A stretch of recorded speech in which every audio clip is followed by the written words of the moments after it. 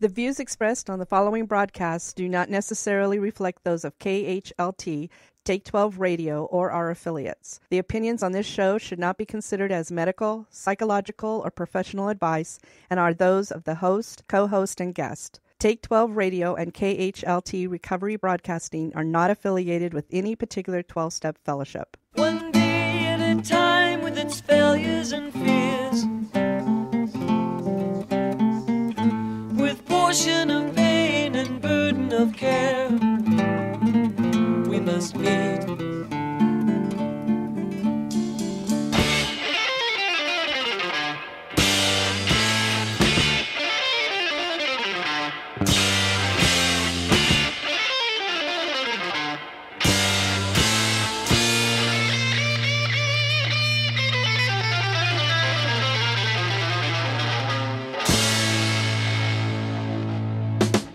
Welcome to Walking Through the Language of the Heart, a journey into the Grapevine writings of Alcoholics Anonymous co-founder Bill W.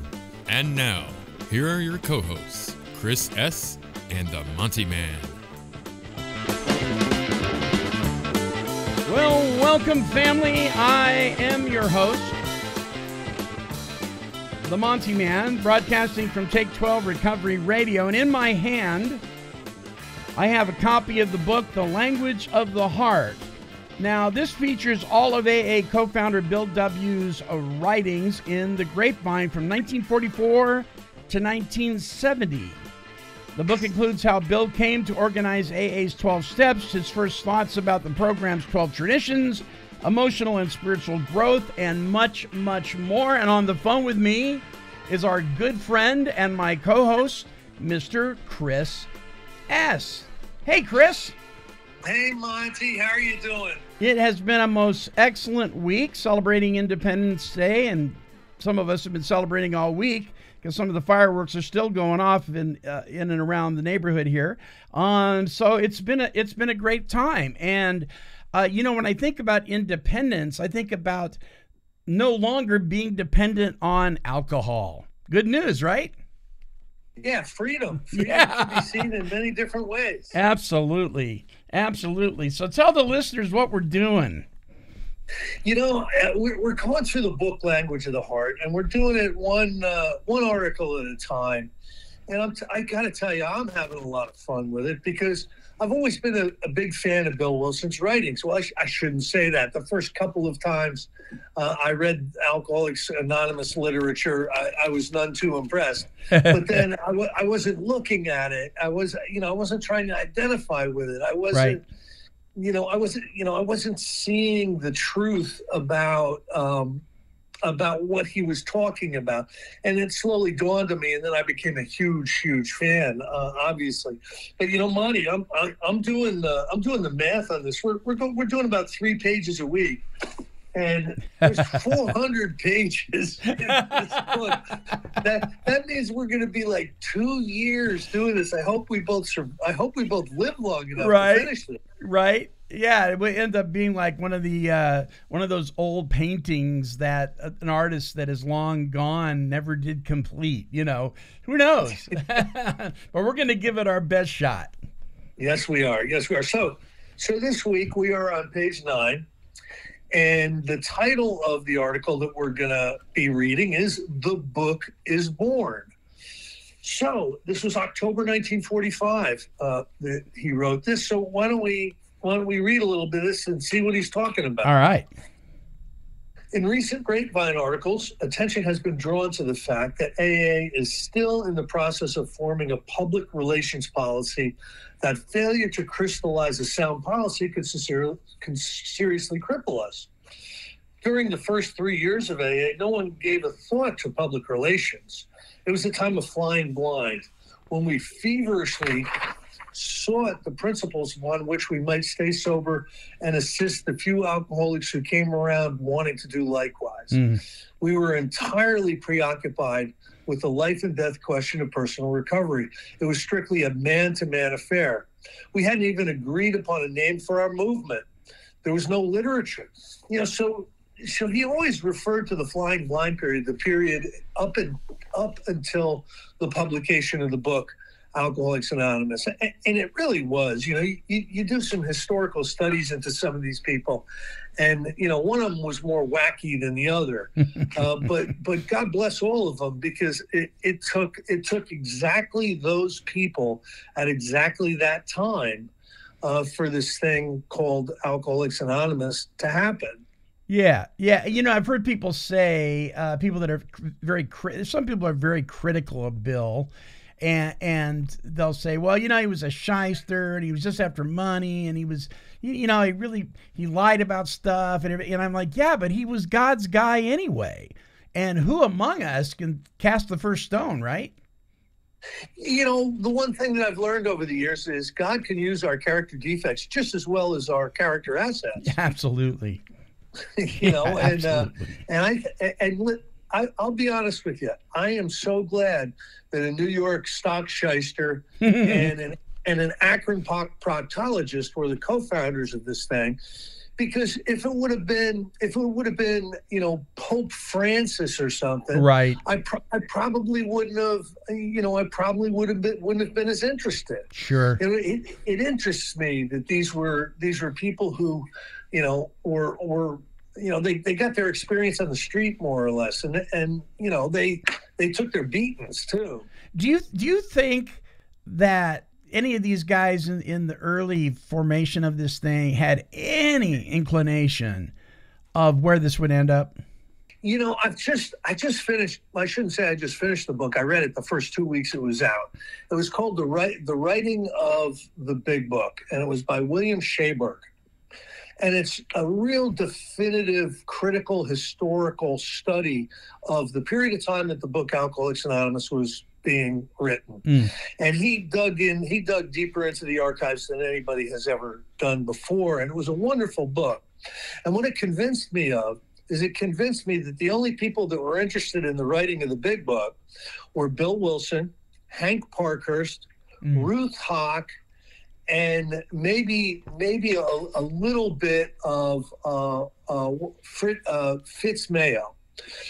When he would send around the manuscripts, even in the big book, it says, it's a collaborative effort, right? That's not really true. It wasn't really collaborative, because when he was sending the chapters around for people to read it, either no one was reading it, or they were just saying, "Look, sounds good to me, Bill. Sounds good to me." There was no real active interest in helping Bill out, because I think they thought that it was a boondoggle. Yeah, that's what I really think. I think they all thought that it's another Bill Wilson boondoggle. Yeah, but it became this monstrously successful spiritual recovery manual. Yeah, and not only that, but there are organizations and businesses and corporations that read the big book, or what's actually called Alcoholics Anonymous, that aren't even alcoholics, that go by some of the suggestions that are written in these pages based on these 12 principles. It amazes me. Yeah, it is, and you can certainly find. I was just I was just reading a couple of non-orthodox Christian texts the other day. I'm studying the doc. I don't even know if I'm pronouncing it right, but it was it was a first century Christian document on how to be a Christian that never made it into the Orthodox canon. But you can hear, they're using Jesus's teachings to tell the apostles to tell people how to be a Christian. And I got to tell you, it's really similar to what our steps are. So these principles have been around a lot. What Bill did was he architected them into something that would be palatable to the alcoholic. I'll give you for instance. When Bill and Bob had their conversion experience, they were religious conversion experiences. Right. Because they had them in the Oxford group, and the Oxford group was a Christian organization. What Bill did was he architected out, the heavy Christianity, and turned it into a spiritual text. So when most people today have awakenings or have conversion experiences, they're spiritual conversion experiences. They're spiritual awakenings. But you can find these principles in Buddhism. You can find it in Hinduism. You can find them in practically any legitimate religion or even philosophy, if you look hard enough. The same principles that we're so proud of, today. But Bill Wilson made them palatable to us. Right. Good call, Bill. Yeah, I think it was. Yeah. I think it was. It was mainly Hank Parkhurst that convinced him to take as much of the religious terminology out of it as he did. And what some people get confused at is some folks of faith get confused at is that, that means they took God out of it. Not at all. I mean, I always have to chuckle when people say, well, if I'd seen the word God in the rooms or on the walls, I would have left. Well, you're still here and the word God's all over the place. Yeah. Yeah. There's no doubt about it. So like a lot of things, there's event and there's process. Yeah. So a lot of times Alcoholics Anonymous love the event. They love the pageantry. They love going to the meetings. They love all that stuff. But underneath all of that is process. And the process really is of recovery really is the 12 steps. And I don't think there's a better explanation of the spiritual principles that are part of the 12 steps that I don't think there's a better way to do them than has been laid out in the book Alcoholics Anonymous. And there's a lot of people that have tried. There's a lot of people that have written tons of books on the 12 steps. And I've never seen any of them that, can hold a candle to the original text. Yeah, I would agree. Yeah. So it says here, by the fall of 1937, we could count what looked like 40 recovered members. One of us had been sober 3 years. That would have been Bill. Another 2.5. That would have been Bob. And a fair number had a year or more behind them. As all of us had been hopeless cases, this amount of time elapsed began to be significant. The relation that we had found something began to take hold of us. No longer were we a dubious experiment. Alcoholics could stay sober, great numbers perhaps. While some of us had always clung to this possibility, the dream now had real substance. If 40 alcoholics could recover, why not 400, 4,000, even 40,000? Now I want to talk on this paragraph because here's the amazing thing. So Bill Wilson, had treatment in Towns Hospital, and the doctor, maybe he might have even been a psychiatrist, who knows, back in those days, was Dr. Silkworth. We all kind of know this story. Yeah. But to dig deep into that story, Dr. Silkworth understood that there was a scale of alcoholism, and he also understood that on that scale were what he would describe as hopeless alcoholics. These were people who would come into Towns Hospital for treatment. He would identify them as hopeless alcoholics, and he would counsel their family to either lock them up or expect them to die. Yeah. Get the will ready. He's going to leave here and he's going to drink again. He's a hopeless alcoholic. Now, the thing that was amazing, not only to Bill and everybody, but to Dr. Silkworth as well, was the people he was identifying as hopeless alcoholics that the hospital could do nothing for ended up being members in Alcoholics Anonymous. The majority of them were hopeless cases. And Bill came to believe that those hopeless cases were more influenced by Alcoholics Anonymous. They had more to lose. They were more motivated to take the 12 steps or the tenets of the Oxford group at that time than, say, someone who had gone down the scale only a certain amount. So it was the hopeless people that he was going in there and dragging out and sobering up. And this got Silkworth's attention. Because here he is. It's a hospital. They charge you a lot of money to cure you of your alcoholism. And at the end of the stay, if they're honest with you, they tell you you're hopeless. Whatever we've done here isn't going to mean a thing. You're going to hit the street, and you might stay sober a week, you might stay sober a month, but the time and the place is going to come, and alcohol is going to go back in your body. And this is a progressive illness. You're going to die of wet brain, go insane. So if there's a place to lock you up, if there's a Happy Hills where we can lock you up for the rest of your life, we might be able to keep you alive. So that was the doctor. And all of a sudden, Bill Wilson shows up and he starts dragging these people out, and they're getting sober. Just amazing. And he's talking about it being amazing here as well. Now they were trying all sorts of crazy things, right? You had the belladonna treatment. They were locking people in. I mean, I did a short study on early mental health practices. They were horrific, man. They were stuff out of a circus. I mean, it was insanely inhumane. To be sure. I mean, the classic book by William White is Chasing the Dragon. Right. And he basically does a whole history on alcoholism and drug treatment. And it got as bad as pouring molten lead down your throat to keep you from drinking. You know what I mean?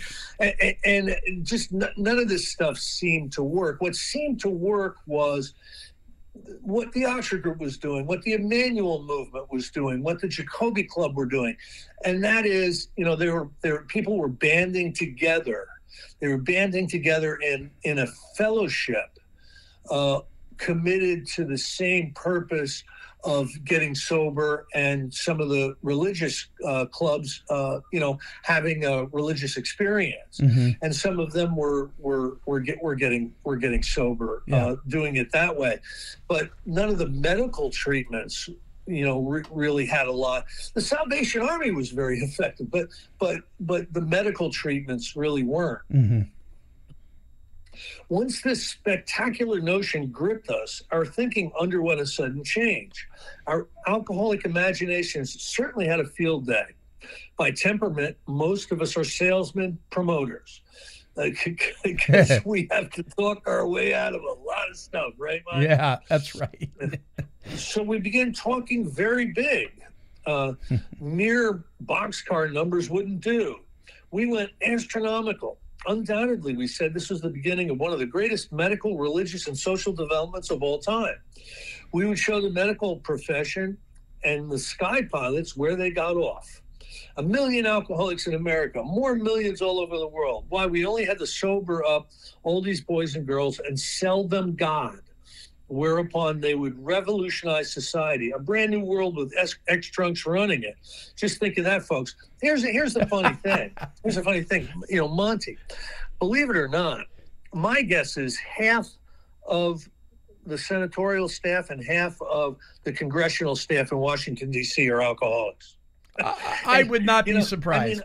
I've gotten some recordings. They have meetings. They have like gratitude, 12-step meetings right there on the Hill. Mm-hmm. And the amount of people that are in those meetings is staggering.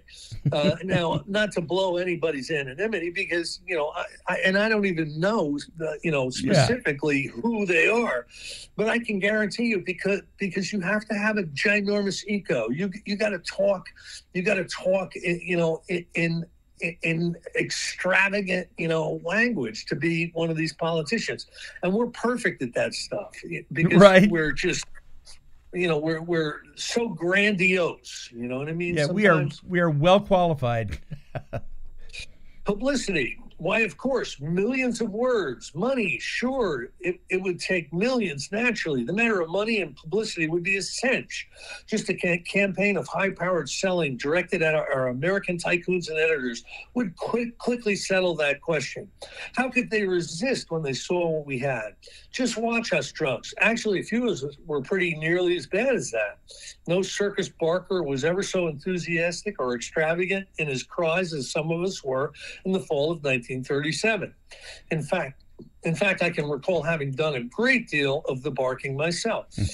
And he really did believe that this was so big that he could get Rockefeller money and Reader's Digest publicity. Yeah. And this thing would explode into millions of people. Now, in actual fact, it took a lot longer than that. It took decades and decades for this to get as big as he knew it would get. But he was right. He was right about a lot of things. Maybe not alcoholics running the world. Maybe they are. Maybe they are. But he was right. He was a very prophetic person. He saw things that were going to happen, and they happened. Sure. Now, suppose the promoters of those pioneering days had not been slowed down. Suppose that our public relations policy had been left fully in their hands. Suppose they had been able to raise millions to flood the country with AA propaganda and wild claims. We would not only have fallen out with our best friends, religion and medicine, we surely would have been discredited among the very people we wish most to reach, alcoholic men and women. Now, he's glossing over something here. He tried to do this. You know what I mean? He tried to get AA hospitals. He tried to get millions of dollars, and he was up against it. Not only were the other AA members, talking him down off the ledge, but he didn't get any money. And he got some publicity, enough to keep the fellowship growing, but his ambitions had to really be curbed. And he's talking in here, like it was a growing experience, which I think it would. Sure. Much money would have meant a large staff or professional AA therapists or do-gooders and promoters.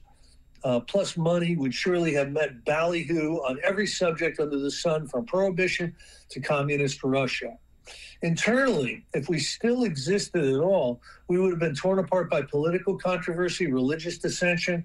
It happened to the Washingtonians, who then has saved us thus far. The people who did the saving job then, and who have continued to save us much trouble since, are a class of individuals with whom most AAs are impatient. These people are the conservatives. They are the go slow, think it over, let's not do that type, which is really what Dr. Bob was. Not many of them are to be found among us alcoholics, but it's certainly providential that we have always had a few such around. Often accused of being a drag on progress, as they sometimes are, they are nevertheless a priceless asset. They bring the rest of us down out of the clouds. They make us face the realities of experience. They foresee dangers which most of us would blindly ignore. Sometimes their conservatism is overdone. They needlessly view with alarm for the good of the new movement, knowing that mere change is not necessarily progress. They instinctively resist change. They never wish to take an irrevocable step. They often shrink from those final decisions from which there is no retreat. They keep out of trouble by making sure never to get into it. Now, when the traditions were written, when the concepts were written, Monty, one way I could describe them they're a set of best practices that are designed to keep the power-driving egomaniacs from changing everything, taking over and changing everything. Like if you look at the processes and procedures in general service, you'll see that it's all meant to slow everything down. It's all meant to, to drag things out to the point where people can really, really think about them. And if somebody's gotten involved with general service because they want to take the sexist language out of the big book or something, the whole process, the whole set of procedures are designed to thwart someone's personal ambition. They're really designed to keep things conservative, for want of a better term. I remember when I was deeply involved in service at district levels and that kind of thing, and I was extremely impressed with the organization of it all. I mean, everything from the head tables to where the microphones were set, to the name tags, to the Robert's Rules of Orders. I would sit there and I would think, could this possibly be a room of alcoholics? I mean, it was done so well. I was floored the first time I had experienced anything like that on a large level. But I do remember thinking, this has taken forever over some of the smallest things. But now what you say makes total sense. We've been 4 weeks on discussing a comma. Right. Yeah. You know what I mean? Yeah. So yeah, and I've come to appreciate that because I've met some people, and I know you have too, that if they may be the loudest voice in the room, and if the loudest voice in the room is always winning the arguments, we would have been in big trouble. Oh yeah. Yeah. Amen. The first discussion of our public relations in 1937 at Akron will always live in my memory. The promoters could think of nothing but getting the glad news of our recoveries to 1 million alcoholics overnight if possible. If this were done, God would do the rest, they said. But the conservatives did not think God did business that way. The conservatives then proceeded with terrific impact to make the point that the man of Galilee had no press agent. No newspapers, no pamphlets, no books. Nothing but word of mouth to carry the spirit from person to person, from group to group. Why should we deviate from his example? We were about to substitute ballyhoo for personal demonstration. We were to favor personal glorification in public in places of quietness, humility, and anonymity. It's really funny that there was a group of people that were saying you need to follow Jesus's example path. Because when Jesus died, he might have had 40 to 100 really, really strong followers, and it took another 100 years to get like 20,000. Sure. And then it took another 100 years to get like 600,000, and by the time of Constantine, who made Christianity, the religion of the realm, more than half of the people in Europe and North Africa had become Christian. So it took 400 years. Yeah. So they're saying, look, this thing, we shouldn't try to do what Jesus did in 400 years. We shouldn't try to do that in 2. Yeah. It kind of makes sense. It does. Pump the brakes, guys. Yep. There were good questions. They made us promoters stop and think. Though obliged to concede much to the conservatives on principle, we still felt their counsel was that of perfection. It wasn't practical. The conservatives retorted that while promoters had built many a successful enterprise, they almost always bankrupted what they built if they were left long enough in charge. That's interesting. We promoters, and I was one of them, came back with this. How, we inquired, could the Go Slow boys sleep nights when they reflected that after 3 long years we had produced but 3 small groups, that America had 1 million alcoholics dying like flies, that within gunshot of where we sat there were perhaps hundreds who could get well if only they knew what we knew. And did alcoholics in California have to wait for relief to get there by word of mouth only? And wasn't there grave danger of our successful methods being badly distorted unless reduced to writing and put in book form? And if we made no written record of what we had found, might not columnists get funny and start deadly ridicule? Caution, we agreed, ought to be observed by all means. But still, didn't we need a book of our own, some publicity? So he's talking about the origins, the birth of the idea of putting down their experience, sometimes their combined experience, from Bill's point of view, in a book. And all of the other things that they wanted, the hospitals, the missionaries, all that other stuff, was knocked down by the conservatives. And I think that's as it should be. Yeah, that was smart. Yep. Such was the gist of the discussion, out of which came the decision to publish the book Alcoholics Anonymous. This led to publicity, to the establishment of our board of trustees, the Alcoholic Foundation, and to the creation of the central office, now General Service Office, at New York, where alcoholics and their families can write for literature and direct help. Our rapid and seemingly healthy growth the past few years has pretty well demonstrated the wisdom of these early decisions. And it did. It grew the way it needed to grow. Monty. It took 50 years to get 2 million members. Let's see, 1935. By 1990, there was about 2 million members. So how many years is that? I'm bad at math, but it took that long. Yeah. The point is obvious. If these vital matters had been left entirely to the promoters like me, we surely would have gone hog wild and spoiled everything. Had these affairs been left exclusively to the conservatives, it is probable that few of our present membership would yet have heard of AA. Thousands would have remained miserable. Many would have been dead. So this goes back to what many people have described as the relationship between Bill and Bob. Bob was one of these conservatives. Keep it simple, Bill. Don't mess this thing up with Freudian complexities that, are interesting to the mind.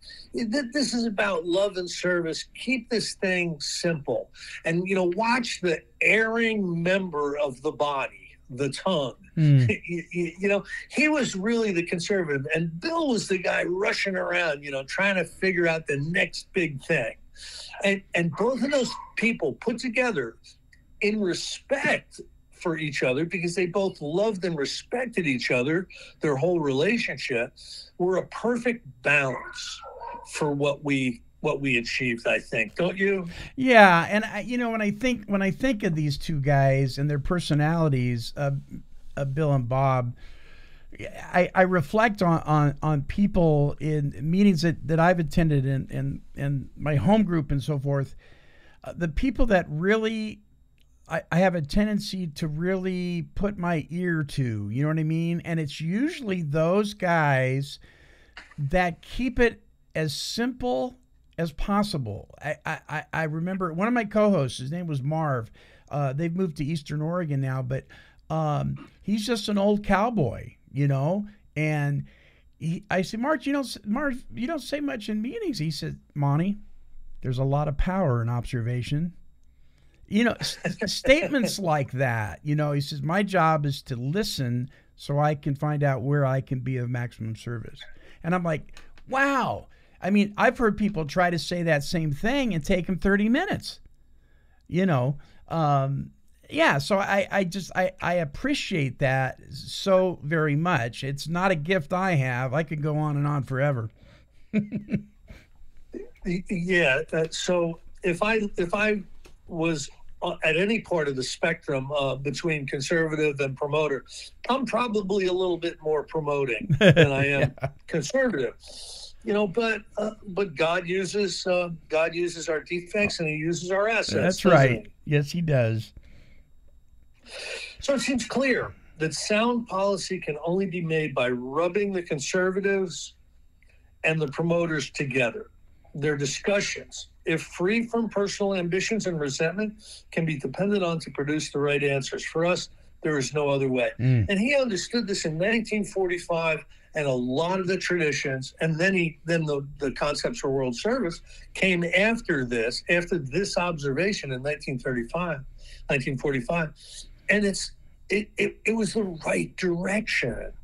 It was the right direction, because I've seen a lot of fellowships start up and fail. I was part of a 12-step fellowship called A&A. It was Alcoholics, Narcotics Anonymous, and then NA threatened to sue the organization because narcotics and anonymous were two words right next to each other. So it was changed to A&A, a National Association of Recovered Alcoholics and Addicts. And there was no more problem there.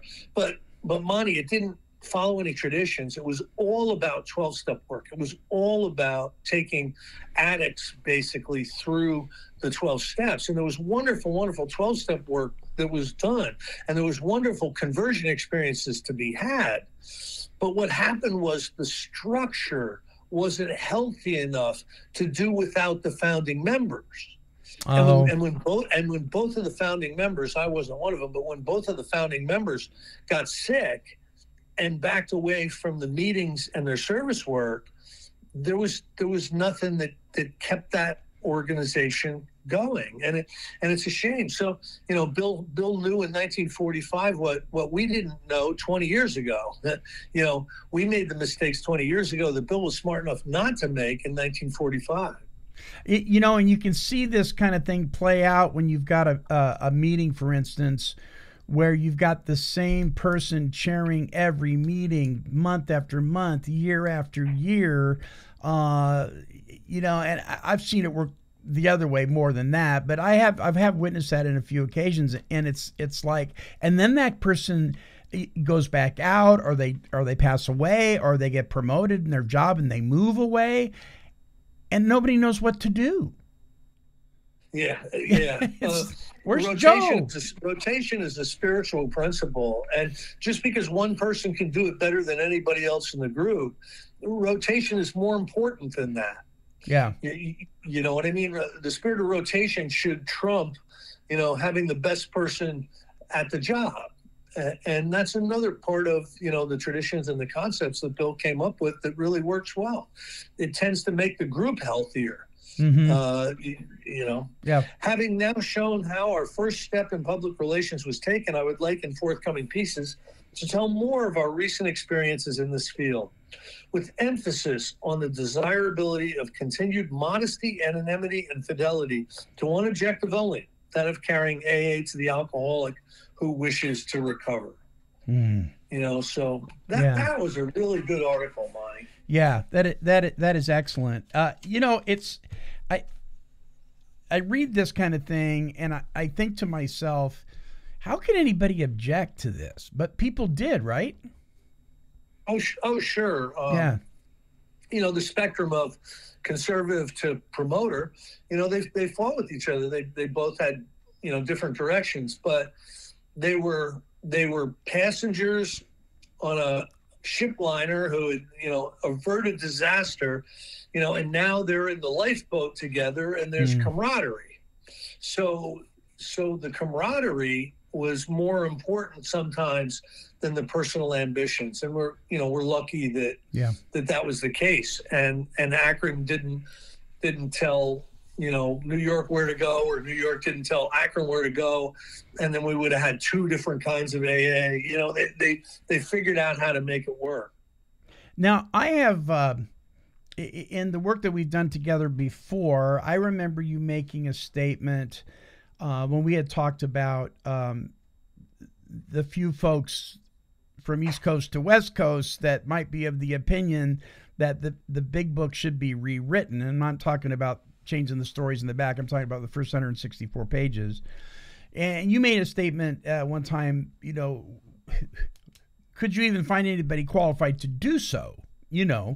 And then I believe I heard you say one time that if anything needs to be updated, it might be the traditions. Do you remember that?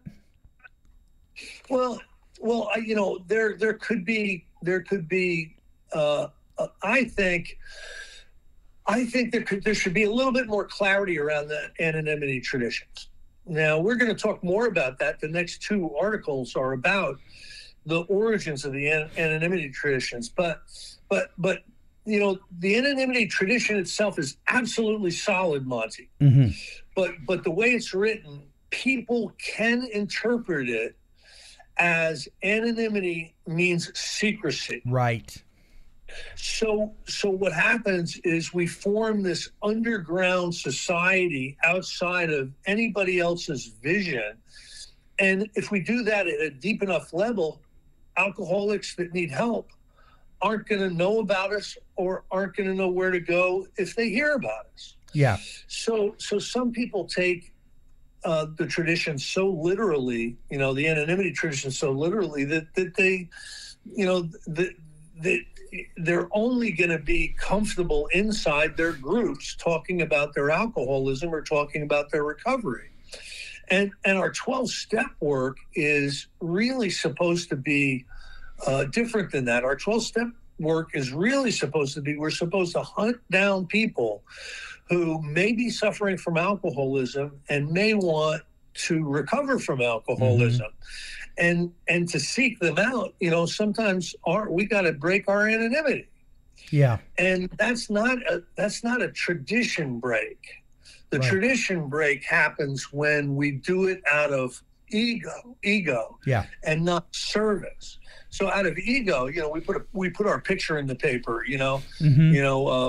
Monty celebrating 30 years tomorrow, come to the bingo hall, Alcoholics Anonymous member Monty, Yeah. you do something like that. That's a huge tradition break. Sure.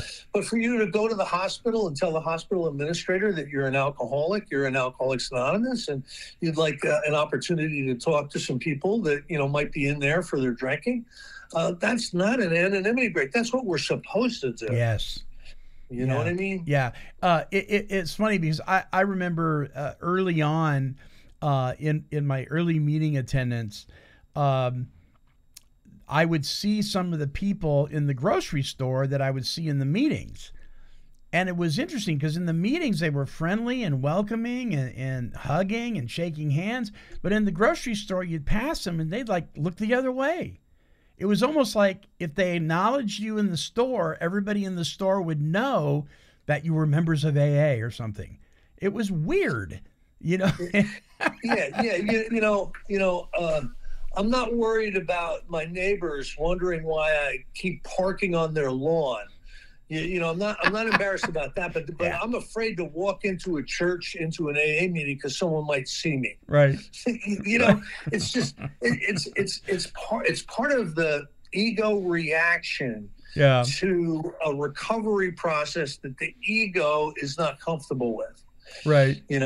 So there's got to be some healing. There's got to be some spirituality that gets developed, and then you find a center within all this stuff that's healthy. I'm thinking about in Dr. Bob and the Good Old Timers, Dr. Bob says something to the effect of it's essential that we let our community know that we're AAs. And I remember when I first read that, I was like, wow, that just flies in the face of everything that I've heard in the meetings. And there's a lot of stuff like that. Of course, you have to read it in context. But it's in that area where he's explaining what anonymity is and what it isn't.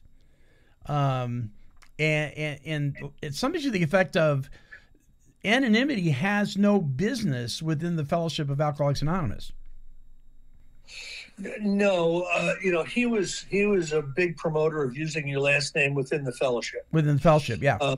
And I understand that because, you go to the hospital to see, Bob is in real trouble. He's just had a heart attack.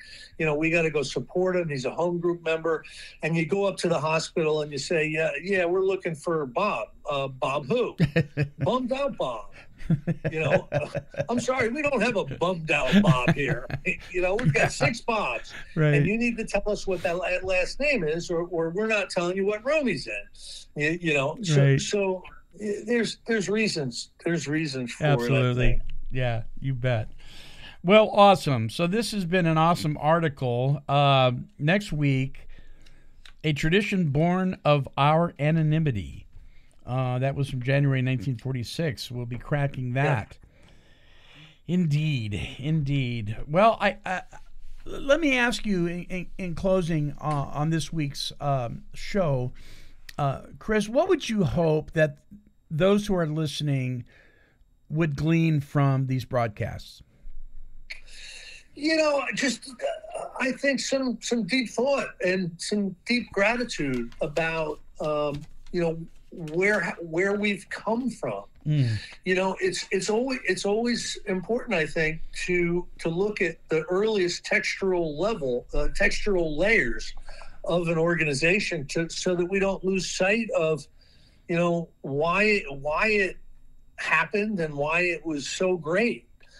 As society changes, as the world changes, we can allow our perceptions about things to change as well. And I think it's important to hold on to the principles. Hold on to the characteristics of this early fellowship, because it was so well built. The foundations were so well built that we're still here today. Yeah. And we're still here with millions strong. So So, I think I'm hoping people would be interested in this. Yeah. Excellent wording to close out the show this week. Folks, I'm so appreciative that you're tuning in. Now, listen, you have our permission to download these broadcasts. If you want to make copies of them and burn them on a CD, that's fine. You can do that too. The only thing we ask is that you don't use them for any financial gain, but that you give this stuff away. And please feel free to do that. As always, Chris, it is always a pleasure. Thank you, my friend. God bless you, Monty. All right, listeners, join us again next Thursday, as we walk through the language of the heart. And until our next broadcast, this is the Monty'man along with Chris S., and we are wishing God's perfect serenity for you.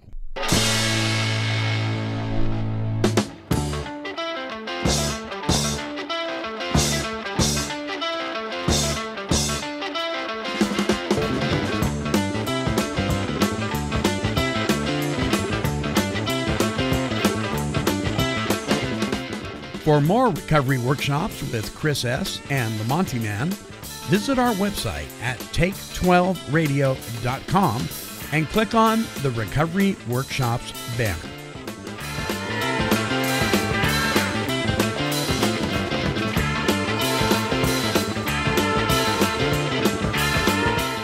This has been a broadcast of Take 12 Recovery Radio and KHLT Recovery Broadcasting.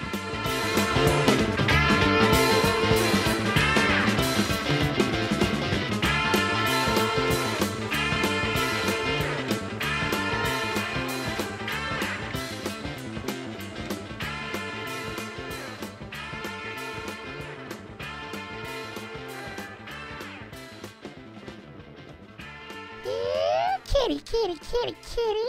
Meow, meow, meow. Woof.